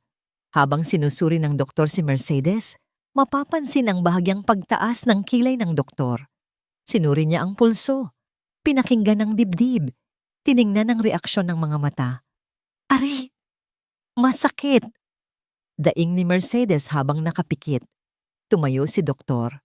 Reyes at humarap kay Camille. Ano ang lagay niya, Dok? Tanong ni Camille. Kailangan ba nating magpa-reserve ng kabaong? Umiling si Dr. Reyes at nagligpit ng gamit. Miss Montemayor, ang blood pressure ng pasyente ay 120/80, normal. Ang heart rate ay steady. Walang senyales ng arrhythmia o infarction. Sa katunayan, ang puso niya ay mas malakas pa kaysa sa akin. Tumingin si Camille kay Mercedes. Narinig niyo yon, Mrs. Villarama, normal daw.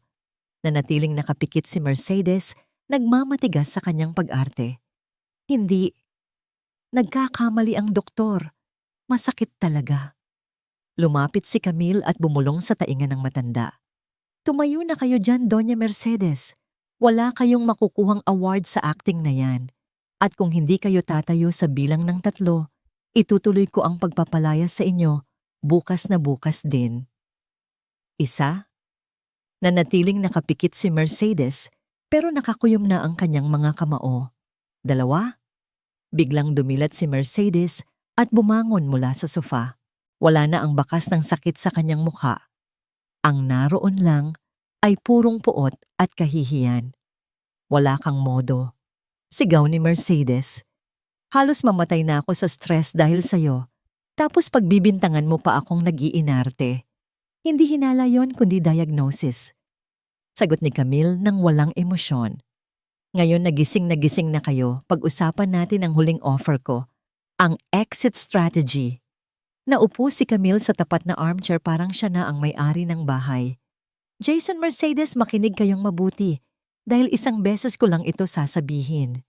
Inilabas ni Camille ang isang dokumento mula sa kanyang bag. Babayaran ko ang lahat ng utang ng Villarama Corporation. I-renew ko ang lease ng lupa ng walang bayad.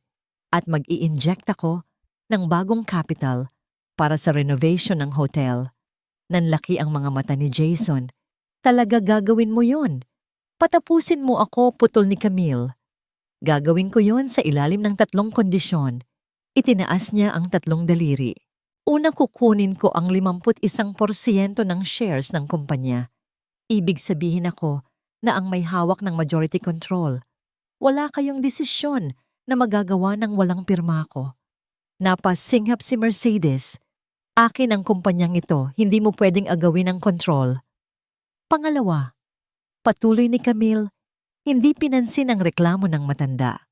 Lahat ng empleyado na tinanggal niyo ng walang sapat na dahilan, kasama na ang mga kaibigan ko sa housekeeping at kitchen, ay ibabalik sa trabaho na may aumento sa sweldo at back pay. At pangatlo, tumingin si Camille ng diretso sa mata ni Doña Mercedes. Ikaw, Mercedes, ay magre-resign bilang chairman at board member. Magre-retiro ka na. Bawal ka nang tumapak sa hotel, bawal ka nang makialam sa operasyon, at bawal ka nang magbigay ng utos kahit sa janitor. Ang tanging papel mo na lang ay maging isang tahimik na shareholder na naghihintay ng dibidendo. Natahimik ang buong sala. Ang kondisyon ay napakabigat. Para kay Mercedes, ang hotel ang kanyang buhay, ang kanyang entablado, ang kanyang kaharian. Ang alisin siya doon ay parang pagpatay sa kanya ng buhay. Hindi ako papayag, sigaw ni Mercedes. Ito ang buhay ko. Kung gayon magsimula na kayong mag-impake. Tumayo si Camille at akmang aalis na. Dahil bukas, ipapatupad ko ang eviction order. Gigibain ko ang hotel at gagawin kong parking lot. Mamili kayo. Mawalan ng kapangyarihan, pero may pera at bahay pa rin. O mawalan ng lahat at tumira sa lansangan. Tumingin si Mercedes kay Jason umaasang ipagtatanggol siya nito. Pero si Jason ay nakayuko lang. Alam niyang talo na sila. Alam niyang wala silang ibang choice. Ma, mahinang sabi ni Jason, pirmahan na natin. Jason, matama na. Sigaw ni Jason sa kauna-unahang pagkakataon ay sumigaw siya sa kanyang ina. Wala na tayong pera. Iniwan na ako ni Vanessa. Wala na tayong kakampi. Gusto mo bang maging pulubi tayo? Natahimik si Mercedes. Dahan-dahan tumulo ang luha sa kanyang mga mata. Hindi luha ng pag-arte, kundi luha ng pagkatalo. Ang reyna ay natanggalan na ng korona. Inilapag ni Camille ang ballpen sa ibabaw ng dokumento. Hihintayin ko ang pirma niyo sa opisina ko bukas ng umaga. Sabi ni Camille. Tinalikuran niya ang mag-ina. Sa kanyang paglabas ng mansyon naramdaman ni Camille ang bigat ng hangin na nawala. Nagawa na niya. Nadurog na niya ang kanilang pride. Pero bakit parang walang saya? Bakit parang pagod lang ang nararamdaman niya? Sumakay siya sa kanyang kotse. Sa ampunan tayo. Utos niya sa driver. Kailangan niya ng lugar na totoo. Kailangan niyang makita si Sister Rosario. Kailangan niyang maramdaman na tao pa rin siya. Gabi. Muling bumubuhos ang ulan sa Maynila, tila ginagaya ang gabing itinapon si Camille palabas ng butik. Pero sa pagkakataong ito, hindi siya basang-basa sa kalsada. Nakaupo siya sa loob ng kanyang bagong mansyon sa Forbes Park, hawak ang isang kopita ng red wine, habang nakatingin sa malaking bintana. Ang mansyon ay tahimik. Masyadong malaki para sa isang tao. Ang mga kasangkapan ay bago at mamahalin, pero wala pang mga alaala. Tumunog ang doorbell. Sumilip ang kanyang mayordoma sa pinto ng sala. Ma'am Camille, nasa labas po si Mr. Jason Villarama. Basang-basa po siya. Ayaw po niyang umalis hanggat hindi kayo nakakausap. Bumuntong hininga si Camille. Inaasahan na niya ito. Matapos pirmahan ni Doña Mercedes ang kasunduan kaninang umaga at isuko ang kontrol ng kumpanya, alam niyang babalik si Jason. Hindi para lumaban, kundi para magmakaawa. Papasukin mo. Utos ni Camille. Ilang sandali pa pumasok si Jason sa sala. Malayo na ang itsura niya sa Jason na nakilala ni Camille. Wala na ang arrogance, wala na ang mamahaling suit na laging plansado. Nakasuot siya ng gusot na polo. Nabasa ng ulan, ang kanyang buhok ay magulo. At ang kanyang mga mata ay mapula at pagod. Para siyang isang batang nawawala sa gitna ng bagyo. Nakatayo lang si Camille. Hindi inaalok si Jason na maupo. Camille, bulong ni Jason nang makita siya. Humakbang ito palapit, pero tumigil nang makita ang malamig na tingin ni Camille. Salamat at hinarap mo ako. Binigyan kita ng 5 minuto, Jason. Sabi ni Camille tumingin sa kanyang relo. Gamitin mo ng tama. Biglang lumuhod si Jason. Ang tuhod niya ay tumama sa makapal na carpet. Yumuko siya, ang kanyang balikat ay umaalog sa pag-iyak. Patawarin mo ako, Camille. Patawarin mo ako sa lahat. Alam kong gago ako. Alam kong duwag ako. Pero maniwala ka, wala akong ibang minahal, kundi ikaw. Tinitigan ni Camille ang lalaking nakaluhod sa kanyang paanan. Dati ang lalaking ito ang mundo niya. Dati handa siyang gawin ang lahat para lang ngumiti ito. Pero ngayon, habang pinapanood niya itong umiiyak, wala siyang naramdamang kilig. Wala ring galit. Ang nararamdaman lang niya ay awa.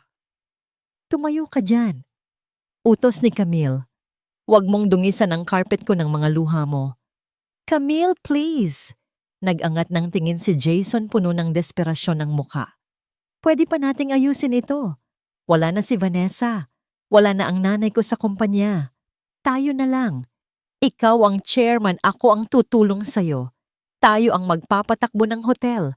Tayo ang magiging power couple na pinapangarap natin.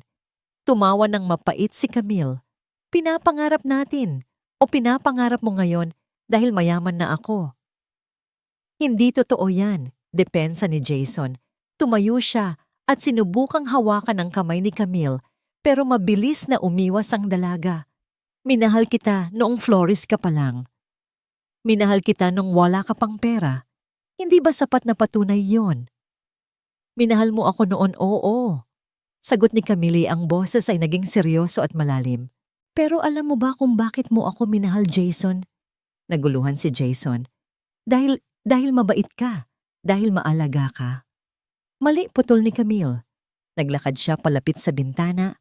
Tinalikuran si Jason. Minahal mo ako dahil mahina ako. Minahal mo ako dahil sa tuwing kasama mo ako, pakiramdam mo ang lakas-lakas mo. Pakiramdam mo ikaw ang tagapagligtas, ikaw ang prinsipe, at ako ang kawawang ulila na kailangang iligtas. Humarap muli si Camille kay Jason. Ang kanyang mga mata ay nagniningning sa luha. Pero hindi dahil sa lungkot, kundi dahil sa katotohanan. Gusto mo ng babaeng sunod-sunuran sa'yo. Babaeng kaya mong kontrolin. Babaeng maghihintay sa'yo kahit anong gawin mo. Iyon ang minahal mo, Jason. Ang dependency ko sa'yo. Hindi yan totoo. Tanggi ni Jason pero mahina ang boses niya. Totoo yan, maring sabi ni Camille. Kaya noong dumating ang nanay mo at si Vanessa, hindi mo ako kayang ipaglaban. Kasi sa loob-loob mo alam mong wala akong laban. At ngayon na mas mayaman na ako sa'yo, ngayon na hawak ko ang leeg ng pamilya mo, hindi pagmamahal ang nakikita ko sa mga mata mo, Jason. Lumapit si Camille sa mukha ni Jason. Takot. Takot ang nakikita ko. Natatakot ka dahil hindi mo na ako kayang kontrolin. Natatakot ka dahil hindi mo na ako pwedeng gawing option lang. Natahimik si Jason. Ang mga salita ni Camille ay parang mga punyal na tumama sa kanyang ego. Alam niyang totoo ang sinasabi nito. Camille, miss na kita. Bulong ni Jason bumabalik sa pagiging bata. Miss ko na yung dati. Patay na ang dating Camille, Jason. Sagot ni Camille. Pinatay niyo siya noong gabing itinapon niyo siya sa ulan. Ang nasa harap mo ngayon ay si Camille Montemayor. At si Camille Montemayor ay hindi nangangailangan ng lalaking duwag. Naglakad si Camille patungo sa pinto at binuksan ito ng malaki. Ang hangin at ambon mula sa labas ay pumasok sa sala. Umalis ka na at huwag ka nang babalik dito. Camille! Umalis ka na, sigaw ni Camille. Ito ang unang beses na itinaas niya ang boses niya ngayong gabi. Umalis ka bago ko bawiin ang awa ko sa pamilya mo at tuluyan ko kayong pulutin sa kangkungan. Nakita ni Jason ang apoy sa mga mata ni Camille. Alam niyang wala na siyang babalikan. Wala nang pag-asa. Yumuko si Jason. Goodbye, Camille. Naglakad siya palabas ng pinto, pabalik sa dilim at ulan. Nang makalabas si Jason, isinarado ni Camille ang pinto ng marahan. Click. Ang tunog ng lock ay hudyat ng katapusan. Sumandal si Camille sa pinto. Dahan-dahang dumulas ang katawan niya hanggang sa mapaupo siya sa sahig. Yakap ang kanyang mga tuhod, umiyak si Camille. Umiyak siya, hindi dahil gusto niyang bumalik si Jason. Umiyak siya para sa batang Camille na naniwala sa happy ending. Umiyak siya bilang pamamaalam sa huling bahagi ng kanyang pagiging inosente. Inubos niya ang laman ng wine glass sa isang lagok. Tumayo siya pinahid ang mga luha at tumingin sa salamin. Mag-isa siya sa malaking bahay na ito. Pero sa unang pagkakataon, naramdaman niyang hindi kalungkutan ang pag-iisa. Ito ay kalayaan. Bukas may board meeting siya. Bukas marami siyang dapat gawin. Pero ngayong gabi, natapos na niya ang pinakamahirap na gawain, ang palayain ang kanyang sarili mula sa nakaraan. Lumipas ang 3 taon. Ang mukha ni Camille Montemayor ay nasa pabalat na ng bawat business magazine sa Asia. The Iron Lady of Real Estate, ang tawag sa kanya. Sa ilalim ng kanyang pamumuno ang Montemayor Holdings ay lumago ng triple. Ang dating Villarama Grand Hotel ay naging The Remedios Tower, isang ultra-luxury hotel na simbolo ng kanyang tagumpay. Pero sa kabila ng lahat ng ito, may isang sikreto na walang nakakaalam maliban kay Camille. Gabi-gabi umuuwi siya sa pinakamahal na mansyon sa Dasmariñas Village, pero ang katahimikan doon ay nakabibingi. Ang kanyang mga dingding ay puno ng mamahaling sining, pero walang mga litrato ng pamilya. Ang kanyang hapagkainan ay gawa sa Italy, pero madalas ay kumakain siya ng mag-isa habang nagbabasa ng emails sa iPad. Isang Sabado ng umaga, sa halip na dumalo sa isang golf tournament kasama ang mga senador, nagmaneho si Camille pabalik sa lugar kung saan nagsimula ang lahat ang Bahay Aruga. Ibang-iba na ang ampunan ngayon. Dahil sa donasyon ni Camille, bago na ang pintura ng gusali, may aircon na ang mga kwarto at moderno na ang playground. Sinalubong siya ni Sister Rosario na ngayon ay mas matanda na at gumagamit na ng tungkod, pero ang nangiti ay kasing init pa rin ng dati. Camille, bati ng madre, madalang ka nang bumisita. Masyado ka na bang busy sa pagpapatakbo ng mundo? Napangiti ng mapait si Camille. Minsan, sister, pakiramdam ko ay pinapatakbo ako ng mundo sa halip na ako ang nagpapatakbo dito. Naglakad-lakad sila sa garden. Doon nakita ni Camille ang mga bata na naglalaro, naghahabulan at tumatawa. Pero sa isang sulok sa ilalim ng puno ng mangga, may isang batang babae na nakaupo ng mag-isa. Ang bata ay mukhang nasa 8 taong gulang. Mayroon itong magulo at kulot na buhok at malalaking mata na tila laging nagmamasid. Hindi ito naglalaro. May hawak itong sketchpad at lapis at gumuguhit ng kung ano. Huminto si Camille. Parang nakikita niya ang sarili niya sa batang iyon, ang batang Camille, na laging nasa sulok. Laging nag-iisip, laging naiiba. Sino siya, tanong ni Camille? Si Nia, sagot ni Sister Rosario. Bagong dating. Namatay ang mga magulang niya sa sunog sa Tondo noong nakaraang buwan. Matalino siya sobra, pero hindi siya nakikipaglaro sa iba. Sabi niya, wala daw silang sense kausap. Tumawa ng mahina si Camille. Parang narinig ko na yan dati. Lumapit si Camille kay Nia. Umupo siya sa damuhan. Sa tabi ng bata, hindi alintana, kung marumihan ang kanyang Chanel na pantalon. Anong ginuguhit mo? Tanong ni Camille. Tiningnan siya ni Nia. Walang takot sa mata ng bata, kundi kuryosidad. Bahay pa, sagot ni Nia. Ipinakita niya ang sketchpad. Hindi ito simpleng drawing ng bata na may stick figures. Ito ay isang detalyadong sketch ng isang gusali na may hardin sa bubong. Gusto ko ng bahay na mataas, para kapag bumaha, hindi mababasa ang mga libro ko. Namangha si Camille. Mataas na bahay, parang skyscraper. Opo, magiging arkitekta ko balang araw.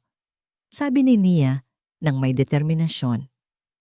Gagawa ako ng mga bahay na matibay, yung hindi nasusunog, yung hindi iniiwan ng tao.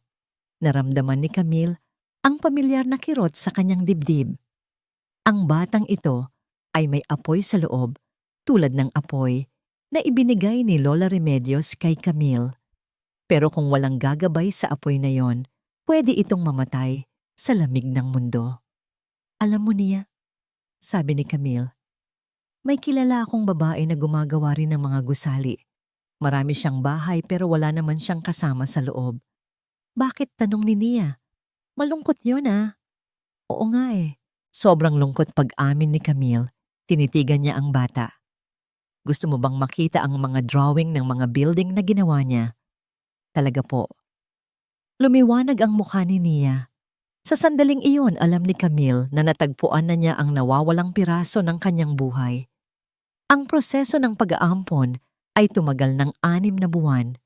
Dahil sa impluwensya at yaman ni Camille, naging mabilis ang lahat, pero sinigurado niyang hindi lang papel ang nag-uugnay sa kanila ni Nia.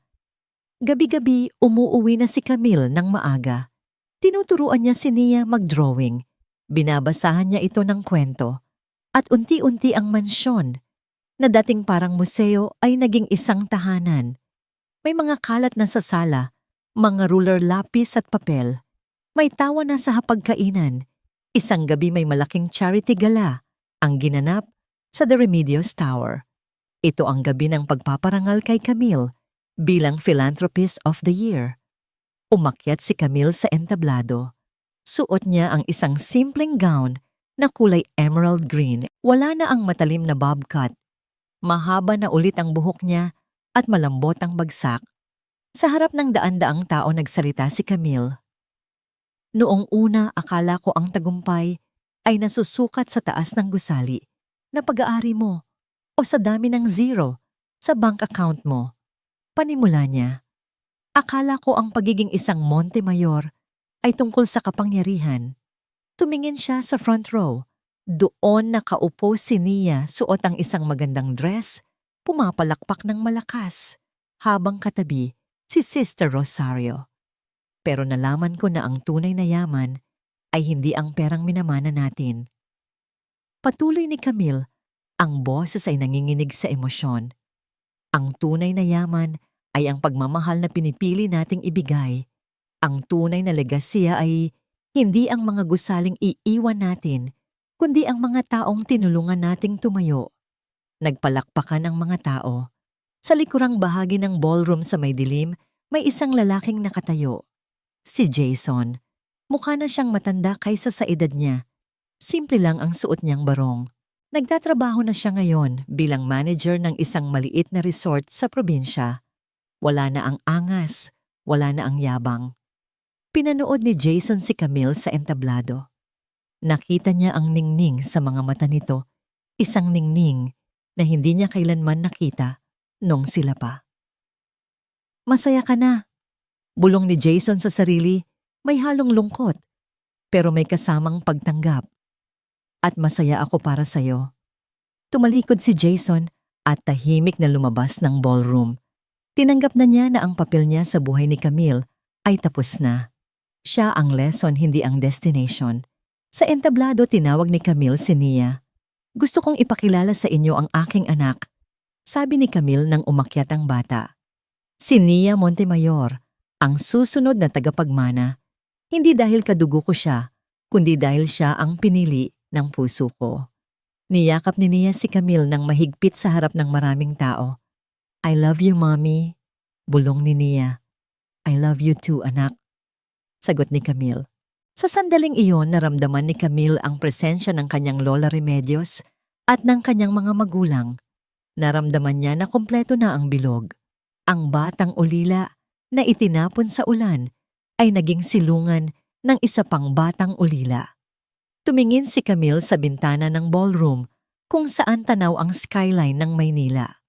Ang mga ilaw ay kumikinang, pero wala nang mas kikinang pa sa buhay na binuo niya hindi gamit ang semento at bakal, kundi gamit ang paghilom at pagmamahal.